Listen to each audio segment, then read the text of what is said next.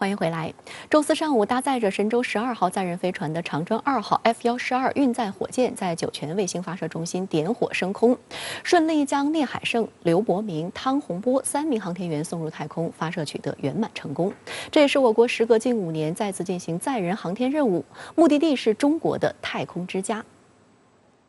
上午9点22分，搭载神舟12号载人飞船的长征2号 F-12运载火箭准时点火发射。约573秒后，神舟12号载人飞船与火箭成功分离，进入预定轨道。15时54分，神舟12号载人飞船采用自主快速交会对接模式，成功对接于天河核心舱前向端口，与此前已对接的天舟2号货运飞船一起构成3舱组合体。18点48分，航天员聂海胜、刘伯明、汤洪波先后进入天河核心舱，标志着中国人首次进入自己的空间站。据中国载人航天工程办公室消息，组合体飞行期间，航天员将在天河核心舱完成为期3个月的在轨驻留，开展机械臂操作、出舱活动等工作，验证航天员长期在轨驻留、再生生保等一系列关键技术。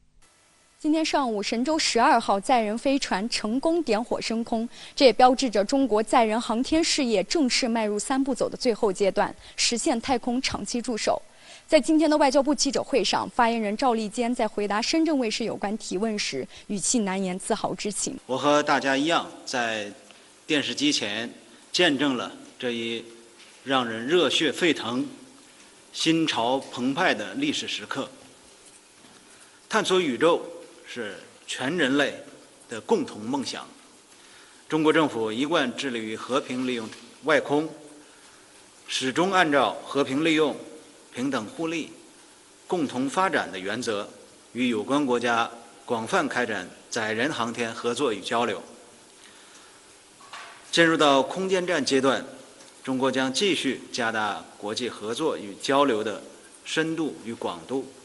使中国空间站成为造福全人类的太空实验室。期待在不久的将来，中外航天员能够一起遨游天宫。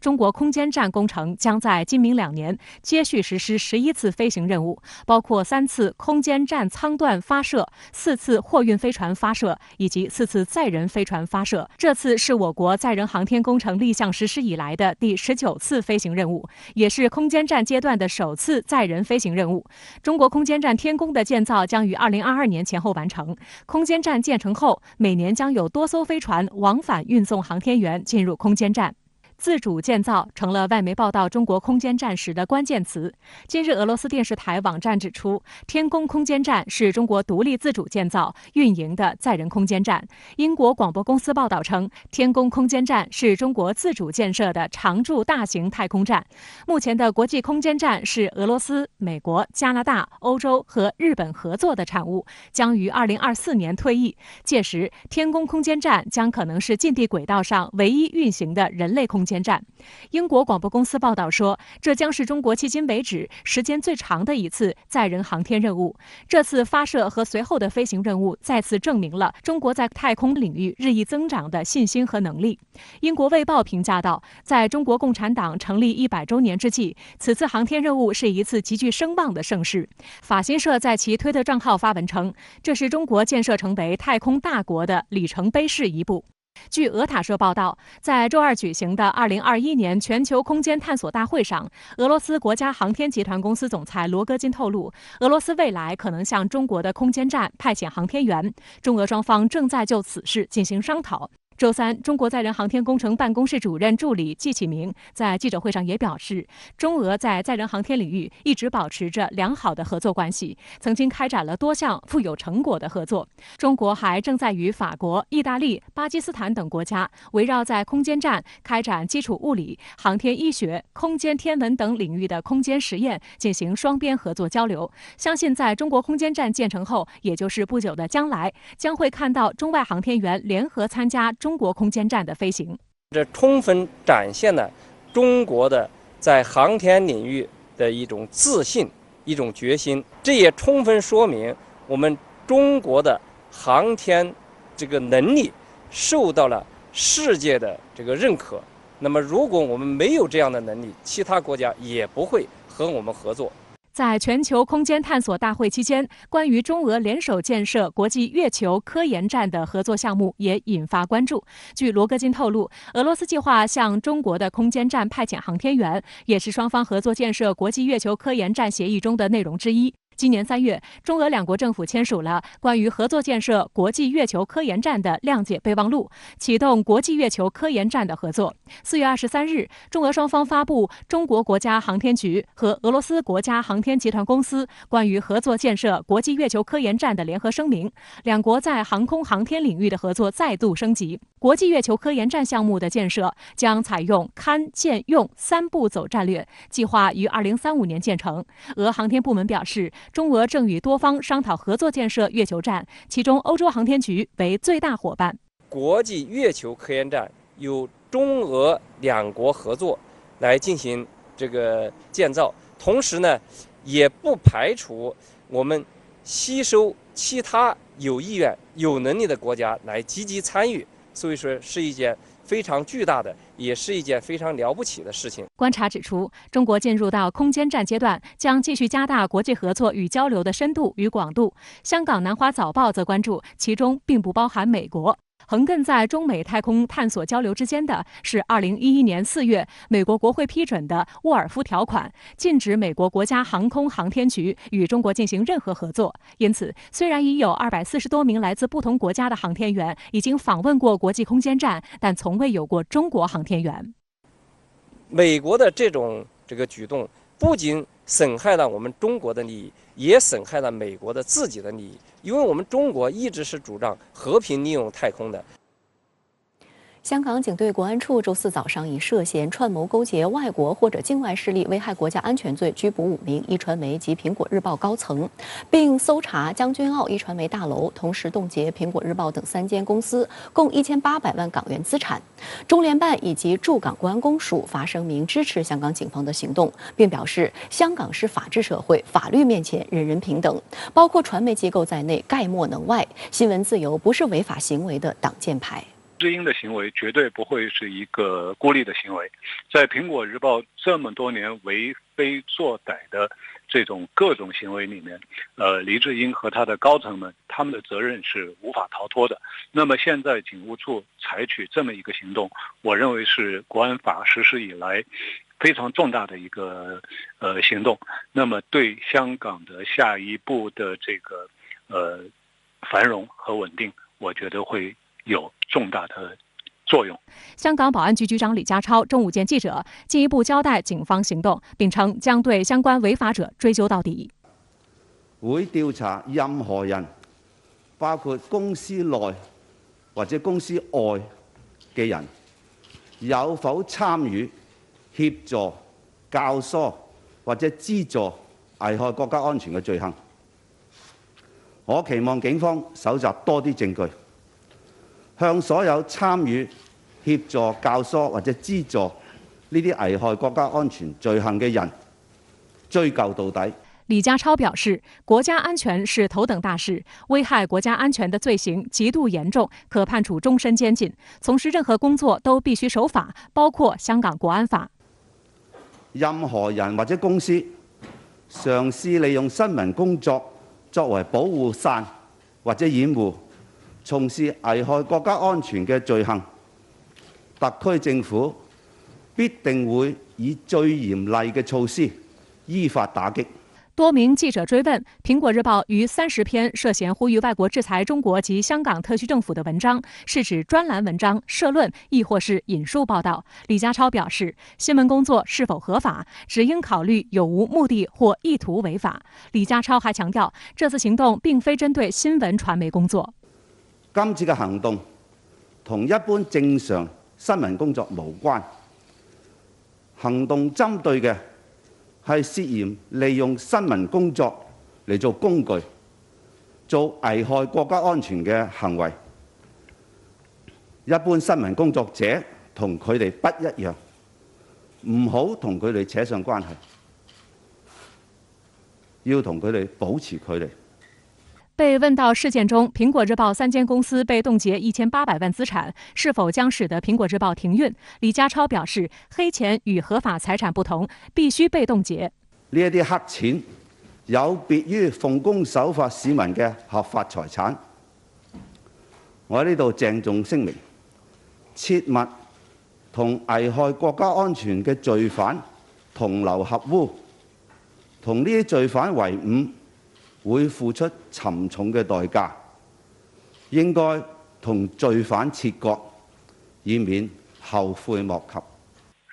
李家超局長的表態表明，香港政府現在對國安法是非常認真的在執行的，同時也表明，在過去一段時間裏面，香港的警務處的國安處也對相關的案件所涉及的各界的人士，包括壹傳媒和蘋果日報內部的人士進行了大量的調查。如果沒有切實的證據，他們不會採取這樣一個重大的行動的。那麼下一步，我相信隨着案件的展開，還會有更多的人涉案。中聯辦周四發表聲明表示，基本法保障香港居民享有言論、新聞、出版的自由，但任何權利自由都不是無邊界的，都不能突破國家安全的底線。這也是有關國際公約的明文規定和各國法律實踐的通例。香港是法治社會，法律面前人人平等，包括傳媒機構在內概莫能外。新聞自由不是違法行為的擋箭牌。駐港國安公署發言人周四也表示，依據香港國安法，在香港特別行政區的任何機構、組織和個人都應當遵守香港國安法和香港特別行政區有關維護國家安全的其他法律，不得從事危害國家安全的行為和活動。駐港國家安全公署堅決支持警方依法履職，堅決依法打擊任何危害國家安全的行為。當地時間周三，拜登首次以美國總統的身份與俄羅斯總統普京實現線下會晤。這場普拜會持續了約3小時，會後兩人各自舉行了新聞發佈會。兩國領導人就戰略穩定問題簽署了一份聯合聲明，雙方大使將在不久後重返各自外交崗位。而在有關地區衝突、網絡攻擊、人權、北極等問題上，雙方仍存對立。Mr. President, I'd like to thank you for your initiative to meet today. I know that you've been on a long tour. Still, U.S. and Russian relations have a lot of issues accumulated that require the highest level meeting, and I hope that our meeting will be productive. Well, thank you. As I said outside, I think it's always better to meet face to face. 美国媒体注意到，在与普京的会见中，拜登全程拿着手卡，并时不时瞄上一眼。相比之下，普京很放松，半躺在椅子上，手里没有任何东西。此外，现场的美国记者注意到一个细节：拜登明明要说的是普京，嘴里却突然冒出来特朗普总统，随后马上纠正过来。综合俄媒报道，此次普拜会讨论的内容涉及战略核稳定、外交争端、地区冲突、网络安全、贸易、人权以及北极等领域。普京在会后对记者表示，他与拜登的会晤是积极和诚恳的，且富有建设性，在一些国际政治问题上取得了进展。拜登在会后同样形容峰会是积极的，这场普拜会是其长期从政生涯中最重要的一场会谈，但他也表示并无任何重大突破。A relationship that has to be stable and predictable, and we should be able to cooperate where it's in our mutual interest. And where we have differences, I want President Putin to understand why I say what I say and why I do what I do. We understand what our American partners are talking about, and they understand what we are talking about when we say this is a red line. But I'll give it to you point blank. We haven't went so far as to define the specifics. 据两国媒体会前报道，这场高规格的俄美领导人峰会共分为2个阶段。首先从一场小规模会议开始，出席的只有俄美总统、俄罗斯外交部长拉夫罗夫、美国国务卿布林肯。此后，双方代表团举行了更大规模的会议。整个会谈原本预计持续4至5个小时，然而，据一名美方官员告诉记者，前半部分会议进行了93分钟，休息过后，双方又进行了87分钟的会谈，总时长共计3小时，比原先预计时间缩短了1到2个小时。这次会见对于美俄重新校正双方的关系是至关重要的，但同时呢，也不能过高的估计它对美俄乃至世界格局的影响，因为这充其量也只是一个探底会。普京表示，会后他与拜登签署了一份联合声明，俄美双方一致认为，同为世界上的核大国，两国在确保全球战略稳定方面有着特殊的责任。值得注意的是，今年3月，拜登在一次采访中被问及是否认同普京是一个杀手时，给出了肯定的回答。这一表态激起了俄方的强烈不满。此后，俄罗斯驻美国大使阿纳托利·安东诺夫离开美国返回俄罗斯。4月15日，美方又以干涉大选等借口驱逐10名俄罗斯外交官，并对俄实施新一轮全面制裁，涉及21名个人和19个实体。俄罗斯随即召见美国驻俄大使约翰·沙利文，并宣布对等反制。不久后，沙利文也离开俄罗斯返回美国。日内瓦峰会后，普京证实，俄美已经达成一项协议，让两国的大使重返各自的外交岗位。俄驻美大使阿纳托利·安东诺夫表示，两国大使返回驻在国日期未定，但这是纯技术问题。俄副外长谢尔盖·里亚布科夫则称，安东诺夫将在本月底前返回美国。美俄在其他的领域，不管是经贸还是人文往来，一直是比较冷淡。但是作为世界上最强大的军事大国，那么他们之间必须在安全领域进行合作，尤其是在核安全领域进行深度的合作，因为两国都保有世界上第1和第2大的核武库。那么从这个角度来讲，应该说对于两国缓和是一个利好的信号。一直以来，俄罗斯与美国及其盟友之间的军事博弈都是各方关注的焦点，美方也多次表达对俄军事活动感到担忧。然而，普京会后却表示，俄罗斯和美国的军事政策是不同的，美军存在于俄罗斯边境附近，这导致了地区紧张局势的升级。We are holding these exercises in our territory, just like the United States does with regard to many drills, but we do not hold our exercises by deploying the military equipment close to the US border. Unfortunately, that's what the American partners are doing with regard to our border. 会前，乌克兰问题也被认为是一个热门话题。对于乌克兰冲突和乌克兰申请加入北约的问题，普京表示，由于俄美立场不同，后一个问题并未进行详细讨论，而他和拜登都一致认为，明斯克协议应该成为解决乌克兰东部地区长期内战的基础。同时，网络安全议题也是会谈中的重大议题。此前，美方曾指责俄罗斯干预了2020年的美国大选，并声称俄政府是去年太阳风黑客攻击的幕后黑手。该行动导致9家美国政府机构和数十家私人组织受害。对于这些说法，普京予以了否认。他称，美国对于自身网络间谍活动的问题都没有回答清楚。Sources claim that the majority of cyber attacks are made from the US territory. 至于美国指责俄罗斯存在侵犯人权的问题，普京苦笑称，美国在关塔纳摩的监狱仍然开放着。而在评论黑人的命也是命抗议运动时，他则称，俄罗斯同情美国人民，但不希望也不会允许类似的大范围骚乱在本国领土上发生，意指今年1月初的美国国会大厦骚乱事件。As for who is killing whom or throwing people in jail, people came to the U.S. with political demands. Over 400 people had criminal charges placed on them. Some people died, and one of the people that died was simply shot on the spot by the police, although they were not threatening the police with any weapons. In many countries, this same thing happens that happens in our country. I would like to stress once more that we sympathize with what happened in the United States, but we have no desire to allow the same thing to happen in our country. 对于普京的这一回应，拜登显得有些不满。He said the reason why he's cracking down on opposition leaders is because he doesn't want something like January 6th to happen in Russia. And he also said that he doesn't want to see groups formed like Black Lives Matter. What's your response to that, please? That's a ridiculous comparison. It's one thing for literally criminals to break through cordon, go into the Capitol, kill a police officer, and be held unaccountable.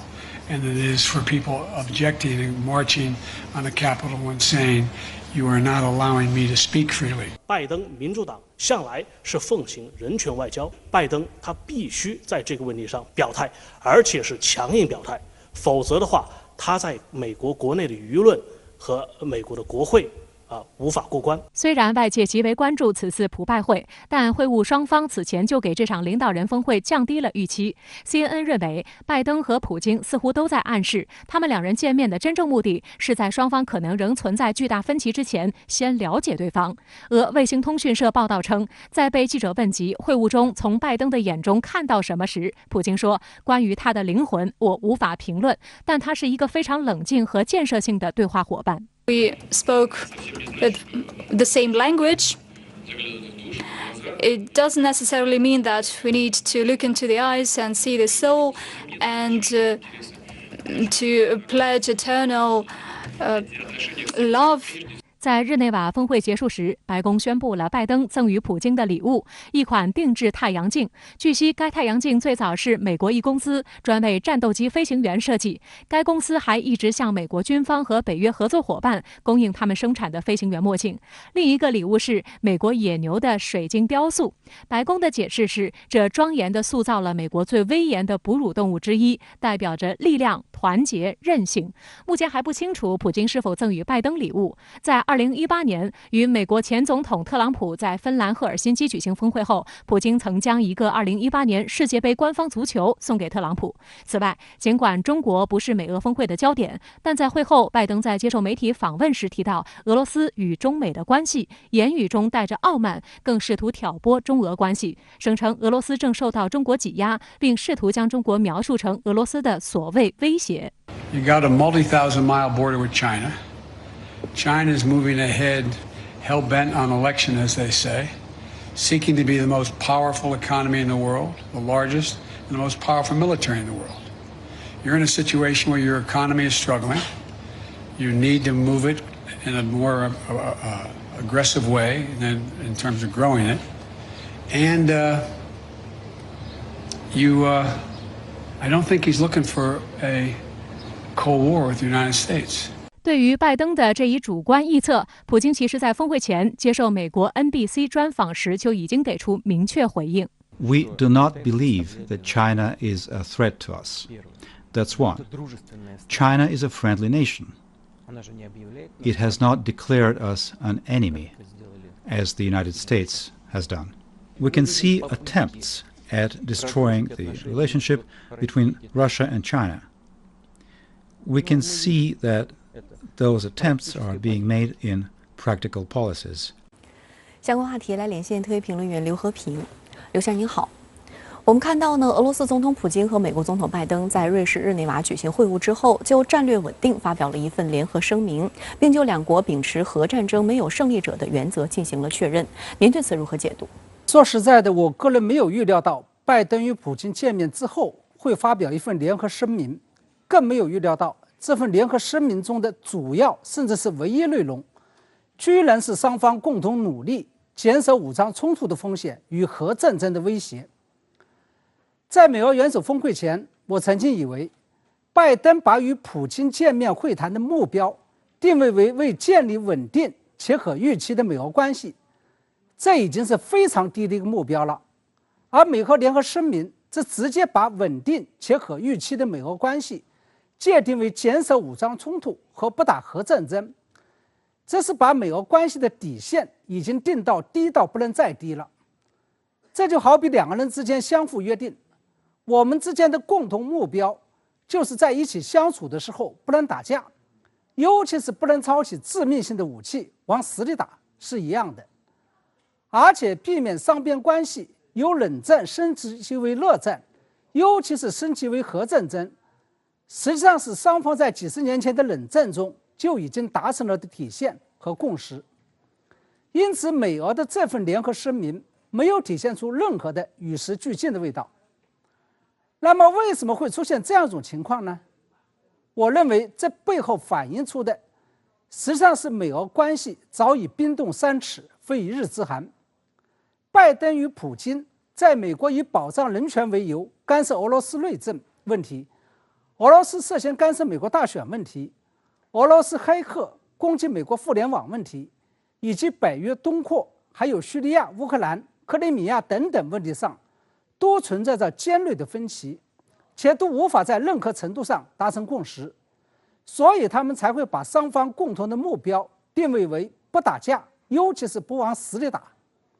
也就是说，美俄双方在举行元首峰会的时候，在一系列的现实问题上，实在是找不出任何的共识。正是在这种情况下，他们才不得不降低标准，硬找出一个所谓的共识。当然了，我们也不能把美俄之间的这份联合声明看得过于消极。从另外一个侧面来看，美俄这份联合声明尽量淡化与掩饰美俄之间的分歧，强行寻找双方都可以接受的共同点。这样一种做法，实际上反映出了拜登与普京急于改善双方关系的迫切心态。拜登迫切需要稳住俄罗斯的情绪，急于离间中俄关系，以便在接下来跟中国打所谓的新冷战的时候，可以让俄罗斯保持中立，甚至是一屁股坐到美国这一边。而看透了拜登心思的普京，则非常享受拜登的拉拢，并希望趁机改善美俄关系，让美国解除对俄罗斯的经济制裁。所以他们才会心照不宣地维持了本次会谈的友好气氛。那在您看来，拜登与普京实现美俄元首峰会之后，俄罗斯最终会倒向美国一边吗？至少截止目前为止，俄罗斯还没有做好要在中美争议问题上选边站的准备。而拜登也非常知趣，没有在第一次会面的时候就强行对俄罗斯提出相关要求。我想这背后的根本原因就在于从苏联解体之后产生的俄罗斯，实际上是一个非常务实的国家，他们的对外交往政策基本上都是以非常现实的国家利益为导向的。他们虽然跟以美国为首的西方国家并不存在价值观念、意识形态与政治制度上的尖锐冲突，但是也不存在着共同的价值与信仰，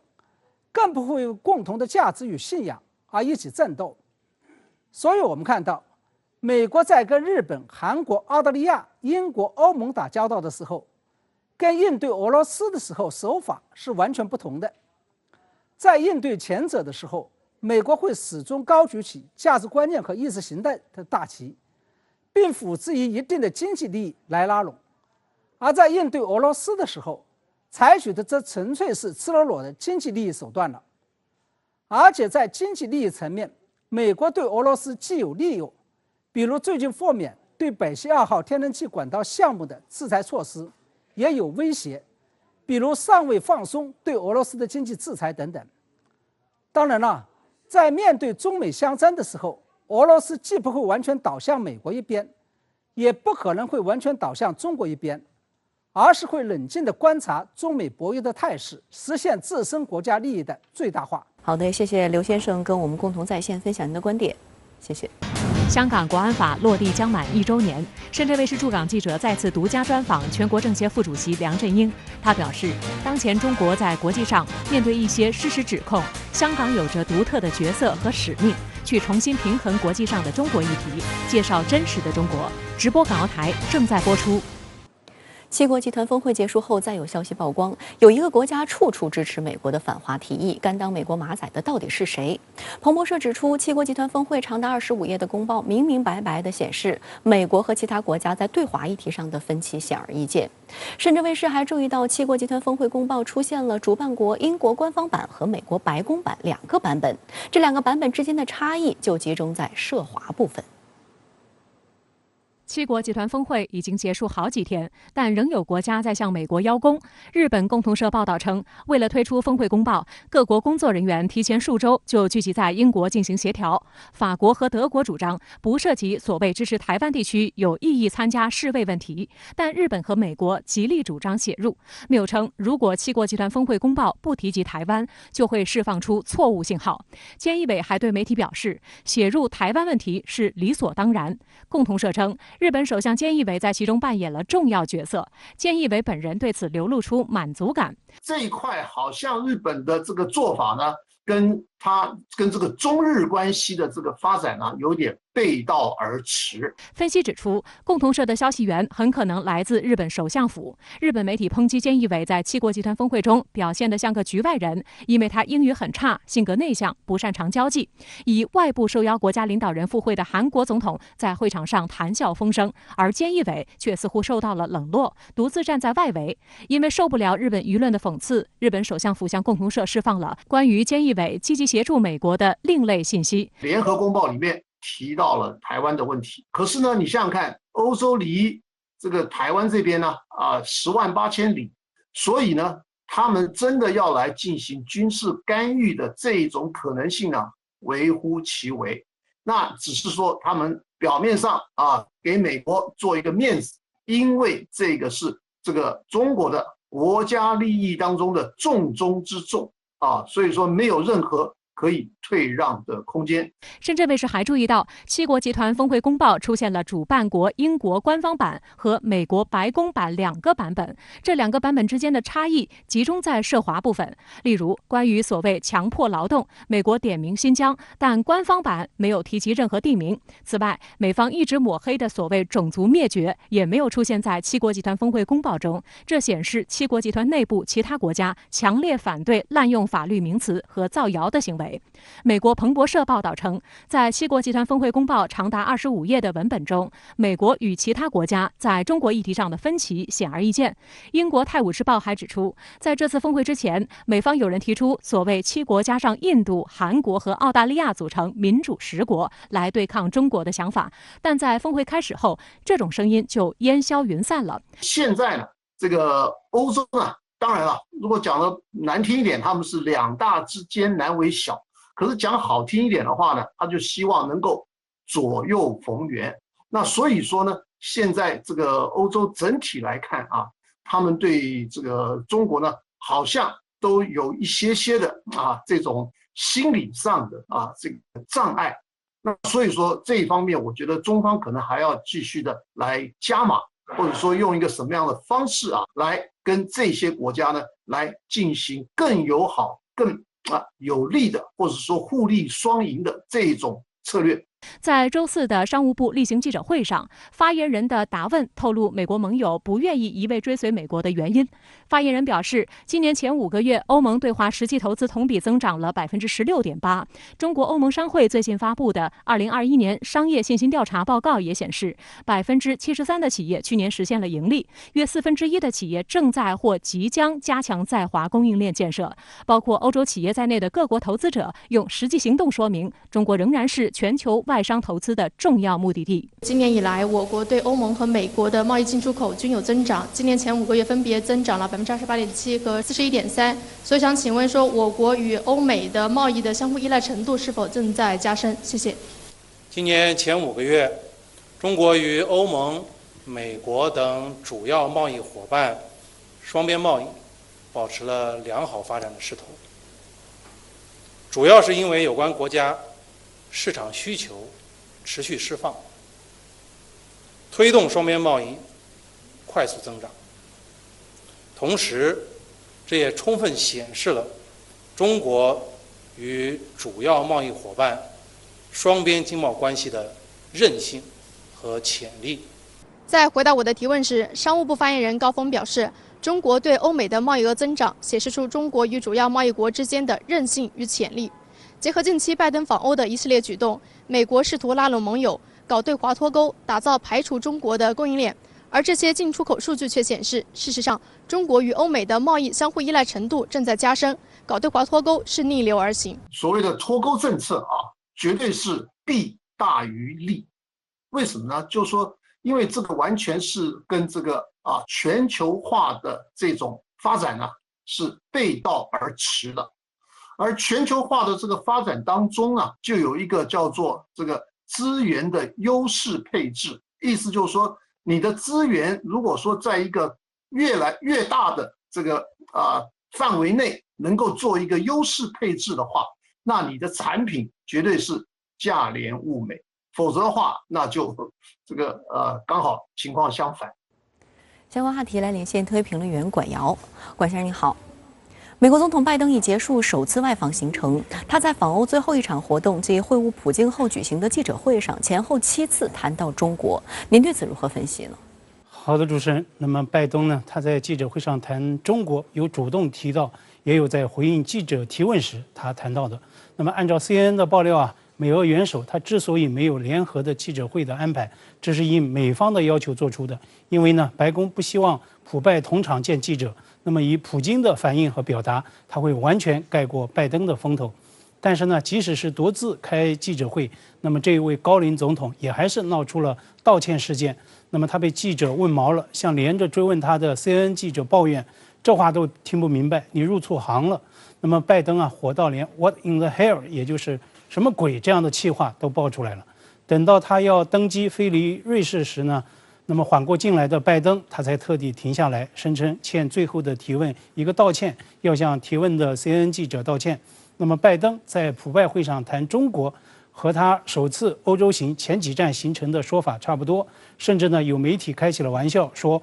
无论参加G7、北约或者是美欧这3场峰会，那么中国都是在以缺席的方式成为最显眼的在场者。甚至啊，有媒体爆料说，英国女王在和拜登进行礼节性会晤时呢，也试图从美国总统的口中来探知对中国话题的看法。所以啊，从这个意义上来说，普拜会中方呢也是隐形参与者。拜登说自己着重向普京强调了中国的崛起以及中俄的漫长边境，他也提醒普京注意，中国正成为世界最大的经济体，拥有最强大的军队。拜登的另一个耸动提法是俄罗斯正受到来自中方的所谓挤压。但是呢，拜登之前他不是在国情咨文讲话中声称自己任内绝不允许别国当第一吗？怎么主动把第一又让给别国了呢？耐人寻味的是，拜登呢，他并没有提到普京如何回应他的这一通涉华鼓噪。但是呢，其实美国 NBC 电视台在峰会之前播出的普京专访已经给出了明确的答案。我们不认为中国对我们是威胁，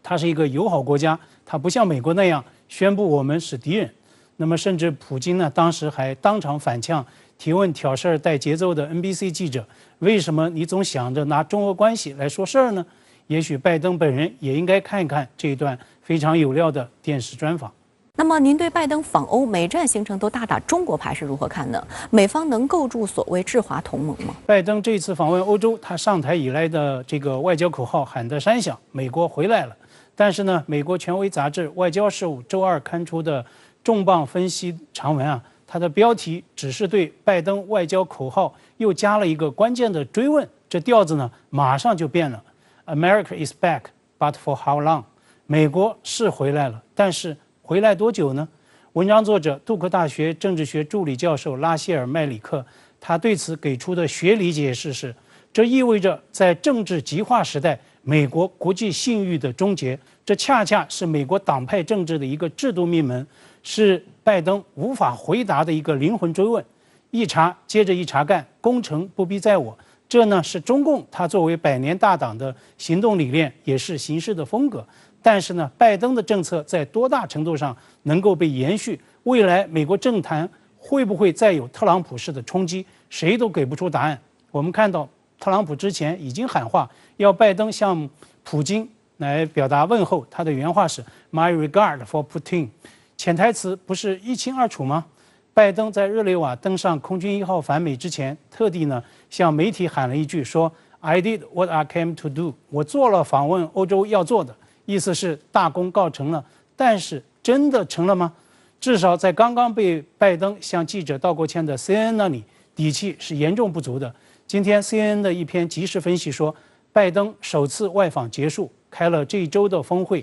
但有任何重要的成果吗？那么就像拜登吹嘘美国回来了，但是呢，他回答不了欧洲乃至其他盟友关于美国到底回来多久的一个关键追问。那么拜登他所谓构建制华同盟的鼓噪，同样经不起利益与权力机制的推敲。好的，谢谢管先生跟我们共同在线分享您的观点，谢谢。